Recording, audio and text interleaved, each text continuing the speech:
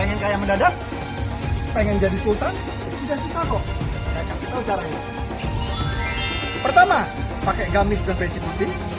Kedua, bikin lembaga donasi. Ketiga, jualan penderitaan rakyat Palestina di medsos. Siapkan impak terbaikmu. Transferan mulai masuk. Cair. Alhamdulillah sudah kebeli Alphard. Insya Allah barokah. Sekian tutorial menjadi sultan. ACT membuat heboh karena besaran gaji dan fasilitas mewah elitnya terbongkar.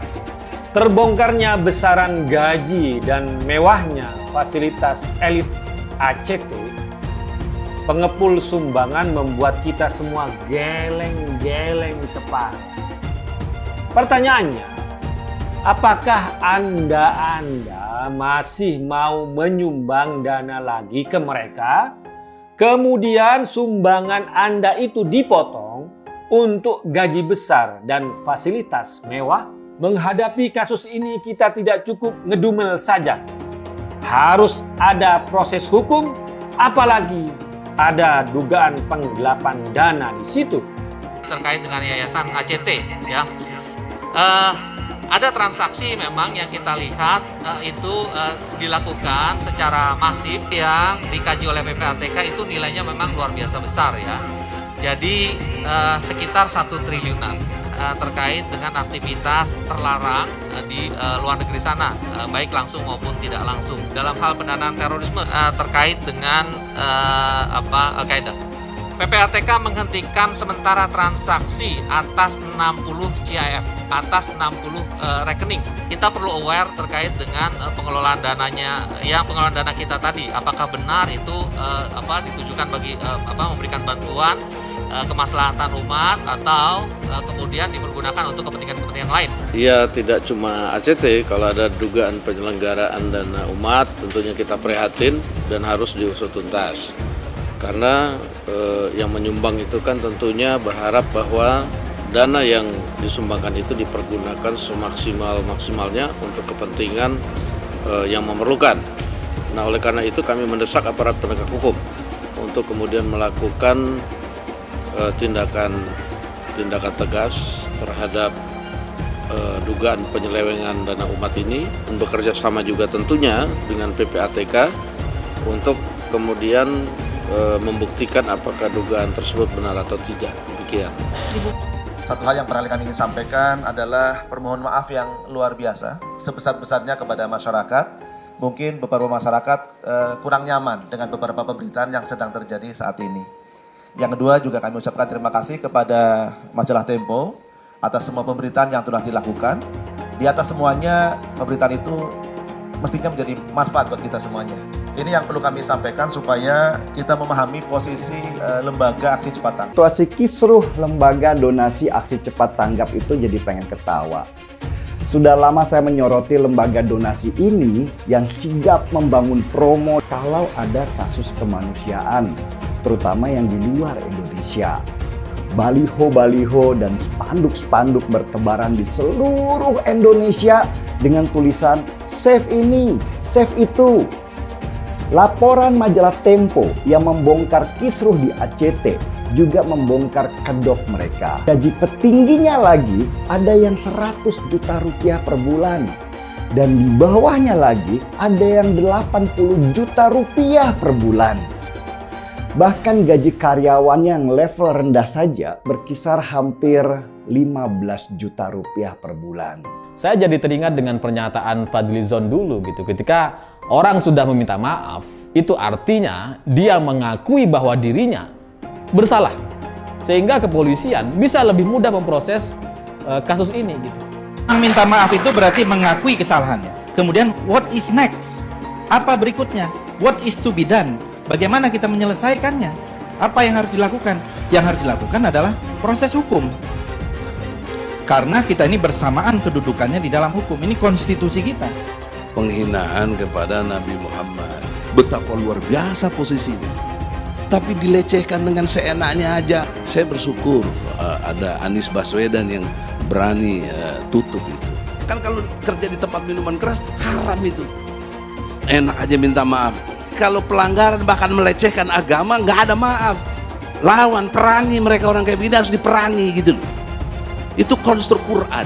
Itu konstruk Quran. Anda bisa baca surat At-Tahrim ayat 9. Orang seperti Abdul Somad yang dengan sembarangan menghina orang Kristen dan semua orang non-Muslim adalah ancaman mengkhawatirkan.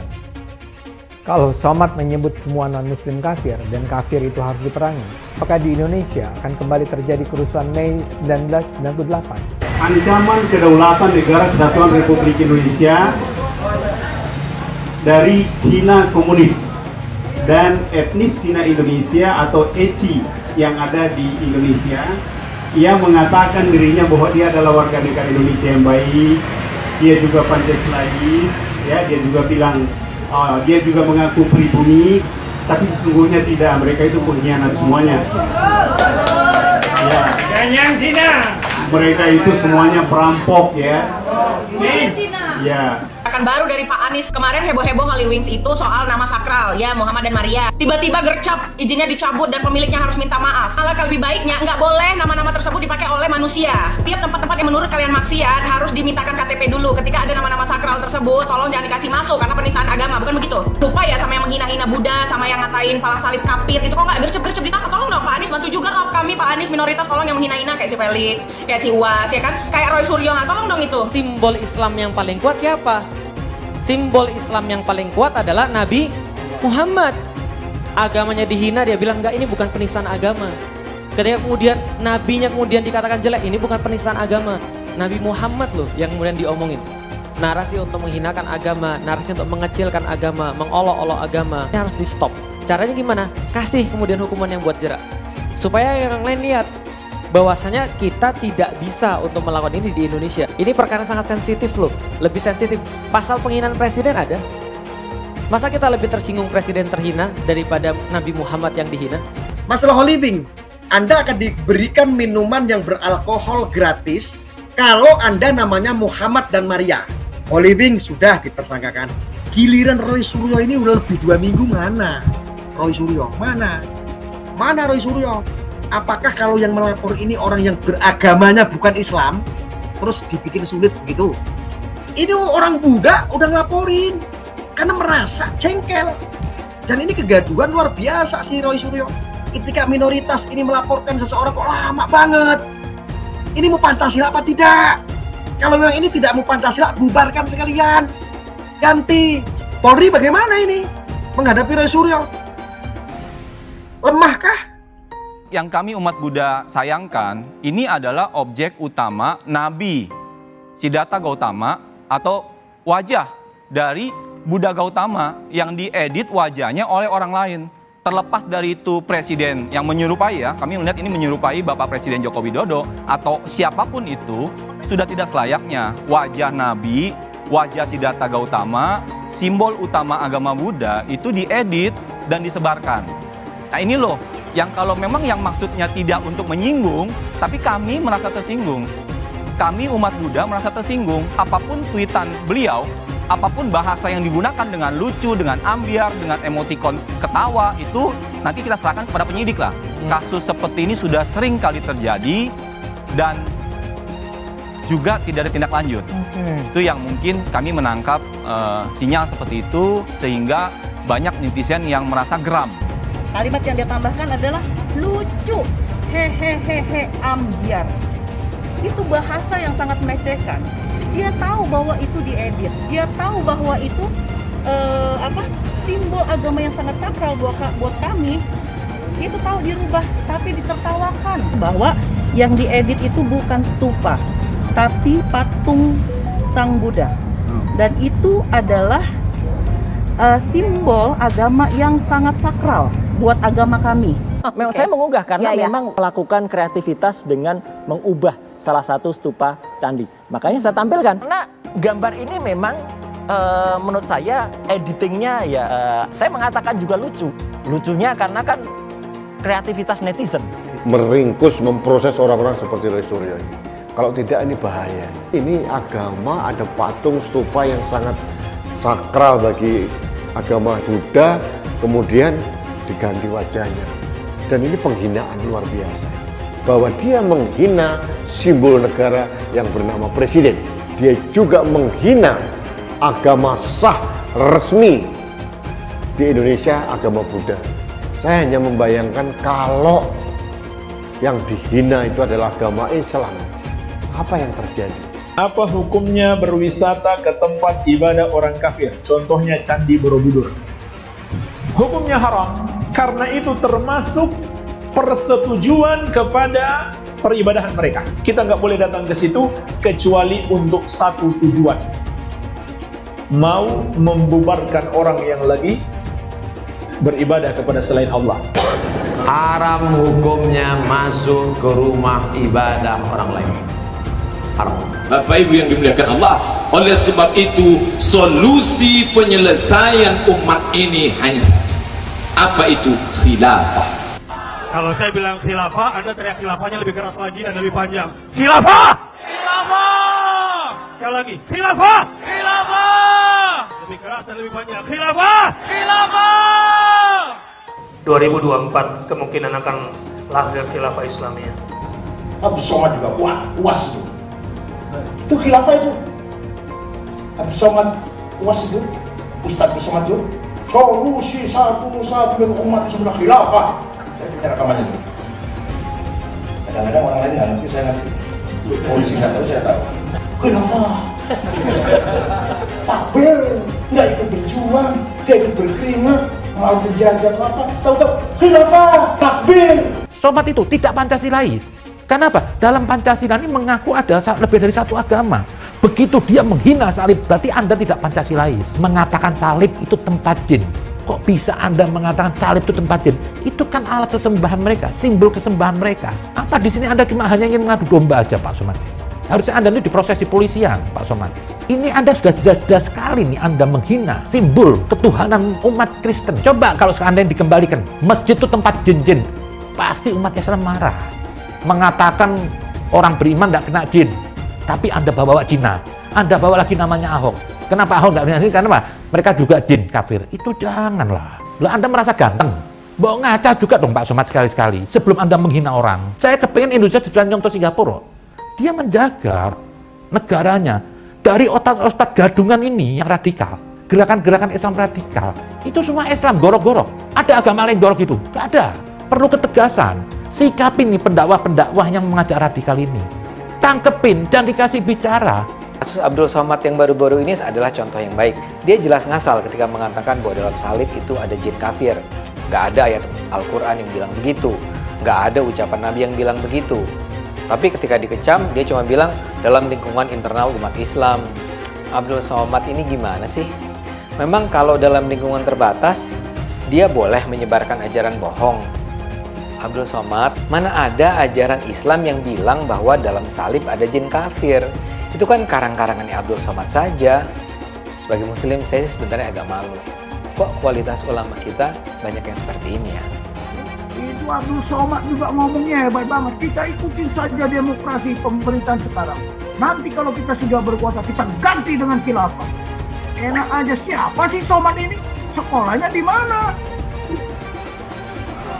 Begitu ditangkap, ketakutan. Begitu ditangkap, ciut. Halal haram demokrasi. Kita pakai dulu sementara sistem kafir ini. Orang bilang kafir mana bisa? Sementara kalau semuanya sudah baik, kita pakai sistem Islam, naik khalifah.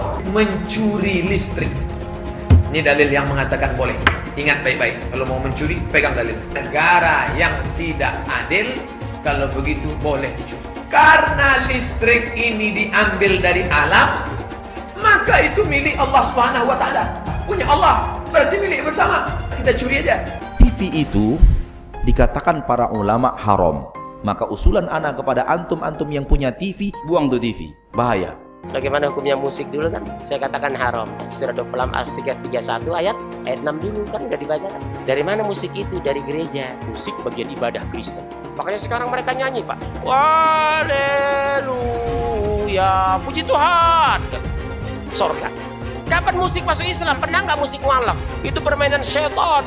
Itulah yang ditempelkan salib di belakang ambulan. Kalau masjid kita punya ambulan, balik dari sini, ambil pilok. Pilok itu lambang yang ada di ambulan. Ganti dengan bulan sabit. Orang kafir itu di neraka. Yang dimaksud patung Yesus Kristus, patung Brahma bin Hindu Siwa, patung semua patung itu jadi bahan bakar api neraka. Nanti membakar orang yang menggambar. Apakah ini adalah Tuhan, Ibu sekalian? Tidak, ini bukan Tuhan. Kalau dia punya tangan kayak manusia, tangannya 4. Kalau gitu kalau ada barangnya 8 gimana? Tambah lagi tangannya. Apakah ini adalah Tuhan, Ibu sekalian? Kalau ada yang bilang ini adalah Tuhan, tanya Tuhannya yang mana? Yang kiri atau yang kanan? Dia ketawa terus dan dia sejahtera karena itu dia makan terus seluruhnya. Agama Kristen Tuhannya sudah mati di kayu salib. Ka'bah itu apa? Ka'bah patung, tembok. Bela kitab sucinya, bela Tuhannya, ya kan? Kalau Tuhannya pun setan mungkin dibela juga, kan begitu? Jangan katakan bom bunuh diri. Ini banyak wartawan-wartawan yang tidak islami memakai istilah-istilah kafir tanpa dia sadari. Gerakan bunuh diri, padahal gerakan mati syahid. Zaman sahabat Nabi pakai pedang, zaman sekarang tak pakai pedang. Letupkan, ledakkan, mati syahid. Ada pun orang yang mengejek ini mati konyol. Orang mati syahid dia katakan mati konyol. Saya pernah ditanya, apa pendapat Pak Ustadz tentang ISIS? Bagus, saya bilang. Siapa yang tidak ikut kepada ISIS, kafir, halal darahnya. Ceramahnya Ustadz Abdul Somad. Ya, ceramah yang membenarkan bom bunuh diri. Bom bunuh diri itu memang benar dalam Islam dan ini mengamalkan surat Al-Anfal ayat yang ke-60. Orang Islam yang baik itu yang menjadi teroris. Buka Al-Anfal ayat 60. Kesibukan para lelaki yang masuk surga di surga adalah memecah perawan istri-istrinya. Perawan terus. Mereka menyatakan bahwasanya kesibukan penduduk surga itu memecahkan keperawanan para bidadari. Ternyata ini kesibukan mereka. Bagaimana mereka tidak sibuk? Sementara bidadari yang Allah siapkan bagi mereka sangat luar biasa, indah, cantik dan moleknya. Salah satu nikmat yang ada dalam surga adalah pesta seks. Minta maaf, karena inilah yang kita tahan-tahan di dunia. Saya bukan mengatakan Bible Kristen fiksi. Bible Kristen itu palsu. Biar jenderal 100 bintang, kalau kafir kau ke neraka, tidak ada urusan. Pancasila Soekarno, ketuhanan ada di pantat. Anak Tuhan dari mana? Kalau Yesus anak Tuhan, bidangnya siapa? Besok di seluruh wilayah Indonesia kami katakan dalam. Karena di salib itu ada jin kafir. Karena di salib itu ada jin kafir. Karena di salib itu ada jin kafir. Haleluya. Kepalanya ke kiri apa ke kanan? Kepalanya ke kiri apa ke kanan? Kita percaya salib itu lambang mulia, bukan jin. Kok ketawa? Aku nggak nyindir siapa-siapa loh. Jarang, saya belum pernah nengok Cina kerasukan setan. Pernah tak Ahok itu kerasukan setan? Tidak, setannya tidak. Karena sesama setan jarang saling menggoda. Saya nggak pernah mundur untuk kebenaran, keadilan, kejujuran dan peri kemanusiaan. Gue nggak pernah mundur. Dan gue gak pernah takut juga sama lu. Siapapun yang rasis, gue akan hadapin. Karena rasis itu tidak berperi kemanusiaan. Sama saya ditanya dulu kan, kamu nyesel gak statement kamu di Pulau Seribu sehingga masih masuk penjara? Tidak pernah nyesel. Karena saya mengatakan kebenaran. Kadrun adalah singkatan dari kata gurun. Kadrun bukan oposisi atau bukan pendukung pemerintah. Simbol kadrun adalah mereka yang berpikiran sempit, intoleran, dan mereka yang ingin mengganti Pancasila dengan khilafah. Kadrun selalu menggunakan agama untuk kepentingan kejahatan atau kekuasaan politik.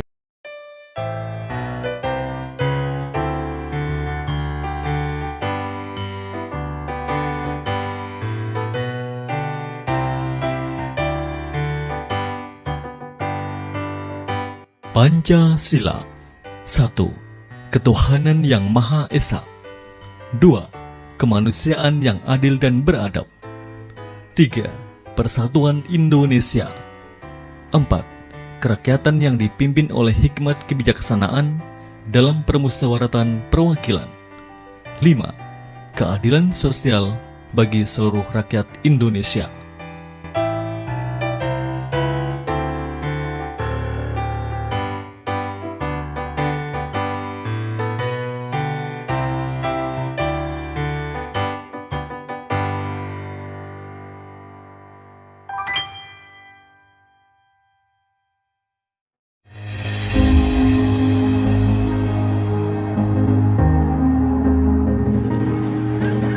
Seperti berlian berserak di Khatulistiwa, 17.000 pulau terhampar luas di seluruh Indonesia.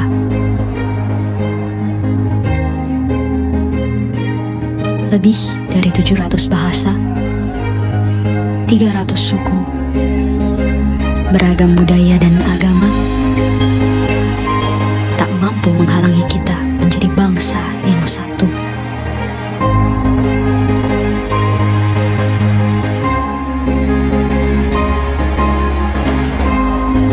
Pekerjaan besar memang untuk bisa melihat Indonesia dari mata yang sama dan bukan dari sudut pandang yang berbeda.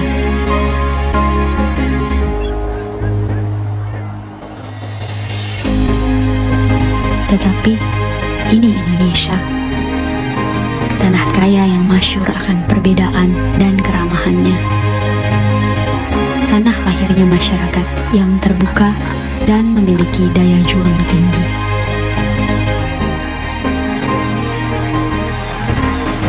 Cukuplah Indonesia diikat dan dirajut oleh Pancasila, yang di bawah naungannya hidup kita damai dan tentram selama berpuluh tahun. Mari beri Pancasila roh yang hidup, yang bineka tunggal ika, yang walaupun berbeda, kita tetap satu, tetap Indonesia. Bineka Tunggal Ika.